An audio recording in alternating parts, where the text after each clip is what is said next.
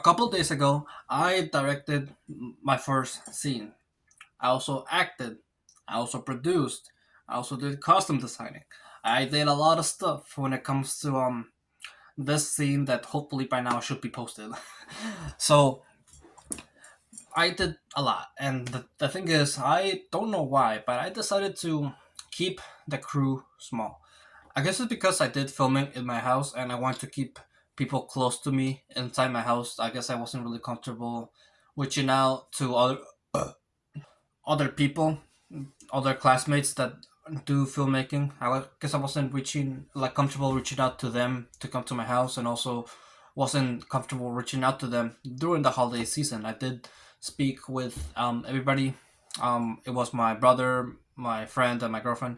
I did speak to all of them before that. That hey, I'm gonna be working on this. Can you do this? And every single one of them did say yes, but I still managed like the still production process still went to me. I felt like I was the one who like had to plan better and do more. I feel like even though like I did talk to every one of them except my brother, I talked to my girlfriend during the phone, and then with my friend I did a Zoom call. I even drew the layout of my hallway, my kitchen.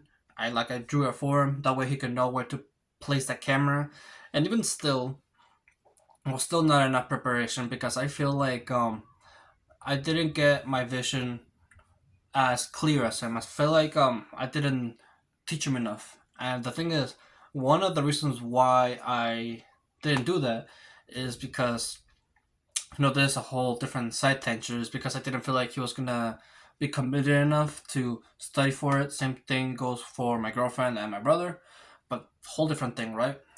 Still, no matter what, everything could have been different if we had more people. One of the things that we struggled with was efficiency, and how. Okay, that's this a question that I'm gonna ask myself, right? How would having more people be more efficient? Okay, first of all, if I had an assistant director, I feel like if I had an assistant director, this would be like the most helpful thing because I did have a lot of questions. My friend and my girlfriend and my brother asked me a lot of questions that if they didn't ask, like it's okay to ask me a lot of questions. They're film beginners. They don't know anything about filmmaking, right? They want to specialize in different fields, and so asking me a lot of questions would be natural. Like all my brother was doing was leading, and even still, he didn't do that to the best of his extent. I just got the clips like yesterday, and yeah, I've seen that like he didn't change the number of the take for some takes that we did, and I noticed that during the set, and it bothered me. It's one of the reasons why I started getting a little bit irritating when filming because it's something that's so obvious. I taught him how to do, and he didn't do it because he wasn't as focused. He wasn't in it. He was just mindlessly just being there. And this is like a whole different topic about today's society. How people who have a 9 to 5 are just mindless and are really focused. That's a whole different subject that I'm not gonna get into. But if I had an assistant director, all those questions would go to them, and I would have my mind cleared and would have been more able to focus on directing and also acting. Since I decided to do both, that meant that I had to divide my focus between doing those two things. But since all those questions came to me about basics about filmmaking, that made it so I had to spend even more focus and more energy towards that. And yeah, that I really don't like. Well, I really is a strong word world, not that word. Um, yeah, I guess I would say just I don't think it was the best when it comes to my performance. I think that's one of the things that it lacked. Like I feel like I wasn't as focused like I can tell when I'm not as focused because I've been on several other sets and shoots where I'm acting and I can tell when I'm in the zone. I can tell when I'm really focused. And so that was not a time where I was. because of everything that happened. So first of all, assistant director. I would also have an assistant camera because my friend was the cameraman and he did too much. What I'm trying to get at is that he changed the camera too often. He didn't set the camera in one place. And so towards the beginning of our shoot, he asked me like a couple of questions, and he could tell that I wanted to focus more on the other stuff. And so I said, "Hey, I trust you to have that camera be in the right place, right? I trust you to use your best judgment." And I don't know why, but I thought that he already knew that you shouldn't change the camera really often, because that's not like I already thought that he already knew that you shouldn't do that. Like when filming, just choose a camera angle and stick with it until you move on to the next camera angle. That's how it is. You don't change camera angles every single take. That's too many. You should at least have like a couple takes of one performance through a camera angle, then change it. And so he was changing it so often, and yeah, it did bother me and it did distract me from my performance because I was like, why are you moving the camera again?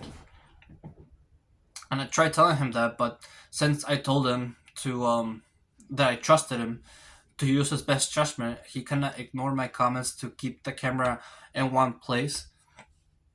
And so he kept changing the camera around. And yeah, I guess there's nothing I can do about that because, like, if taking more energy to tell him about that would distract me from my performance and my energy. So that's why I stopped. That's why I would have rather had an assistant camera. That way he could help him and let him know that also he wasn't as efficient when it comes down to the camera.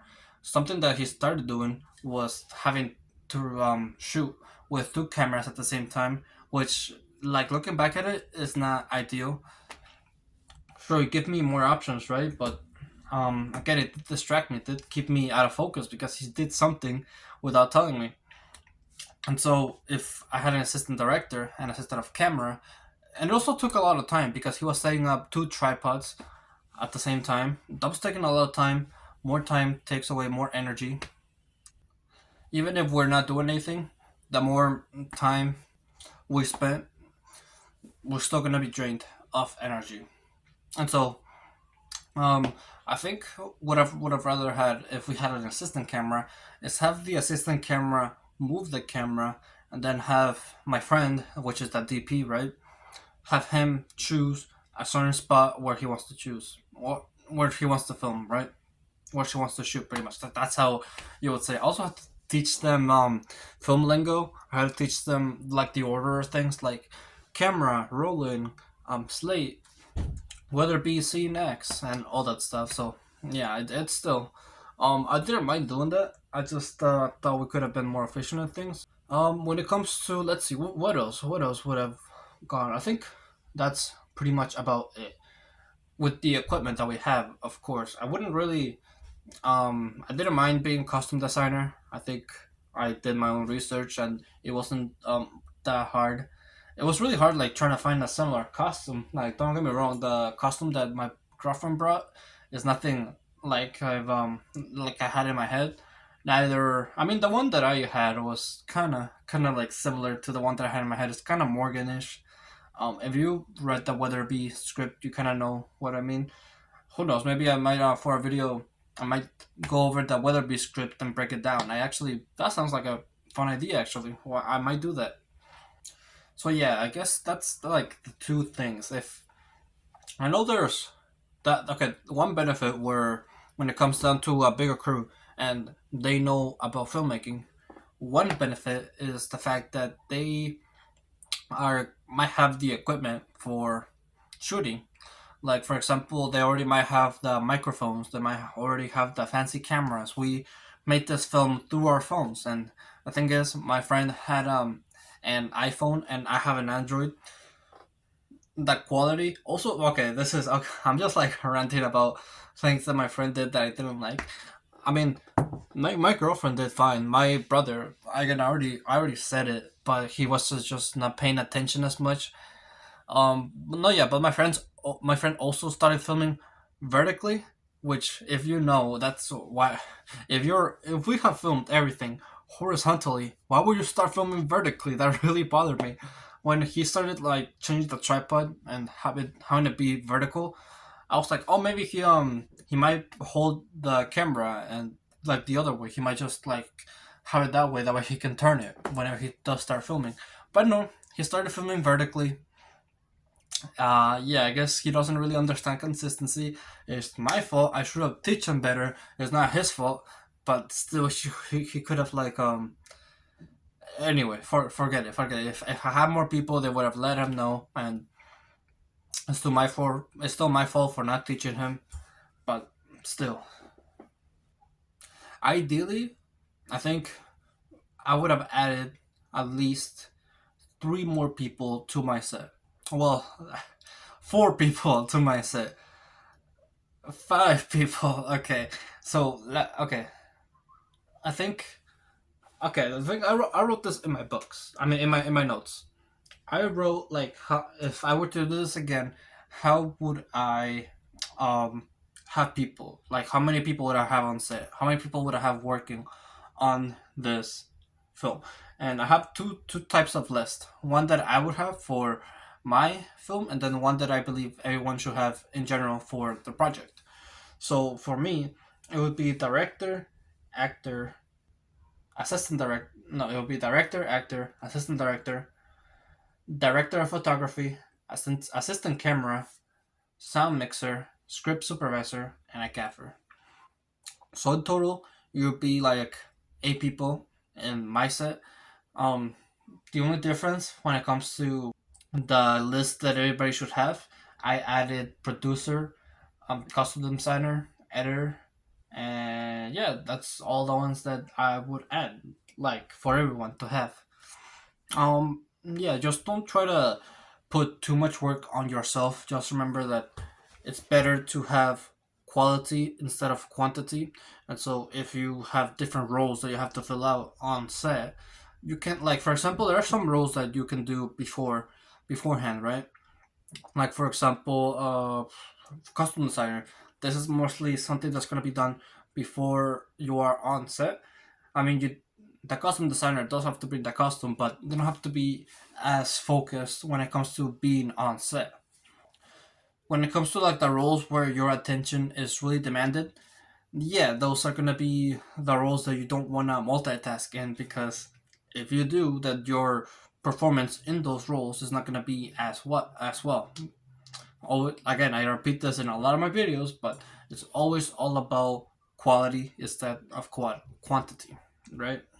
However, when it comes to my list that I just gave you, obviously, once your films get bigger, and also once I start getting more experience on filmmaking and leading a set, there are gonna be maybe some roles that I would recommend to you more. You know, people in roles that are needed in order to have a better, much productive shoot. But for now, I think these are the essentials, and I think I taught you everything about so far of how to get a bigger crew, and also the roles, and also teaching your team. And at the end of the day, I believe everything comes down to trust. I will talk about anxiety and trust on a different video, but um yeah, I think you shouldn't like be anxious of the fact that your team might not know how to do things. Sure, if they are new and they don't know anything about filmmaking, then yeah, you should teach them at least the basics of it, right? But when it comes to actually being on set, and you already taught people who don't know what they should know, and I think when it comes to that, and everything's all done and you are on set, you shouldn't worry about teaching them more. You shouldn't worry about guiding them as well. I mean, you should, but it shouldn't be to a great extent. You should still have trust in them. You should still have you know you should still know what they're gonna do. They already know what they should do. What I'm trying to get at is it's all about trust. Have faith in your team. even though they might not be the best. Because as long as you trust them, everything's gonna be okay. And everything's gonna turn out good. Who knows? So, with that, thank you for watching this video. If you liked it, be sure to leave a like. Subscribe if you're new or like my channel. And always remember to live your life like there's no tomorrow.